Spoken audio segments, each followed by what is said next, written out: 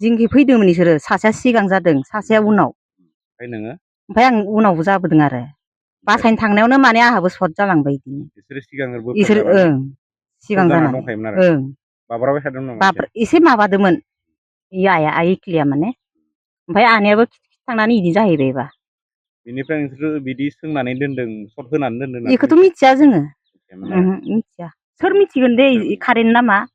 दैबो रावबो दंमोन नामा मिथिया दुब्लियाव दैबो दं दुब्लियाव आलिबो दंखायोमोन नालाय लाइन लाइन बेनो आरो ओमफ्राय नोंबो बोजादों एसे बोजादों आखाइयाव सर्ट मोनबाय खर'आबो गिदिंजोब्बाय मावजोब्बाय मोदोमफोरानो गिनानै बेसे गोबाव बोनाय नोंखौ एसे टाइमानो जादों 5 मिनिट 5 मिनिट बोदों खारबाय आं जेखाइखौ लानानै जानाय नङा होननानै देहाया दाबायदि माबायदि देहाया इदिनो दा एसे खमजुरि जानानै दं माने ओमफ्राय बिजि बिजिखौ मैया मोनसे लानायसै आं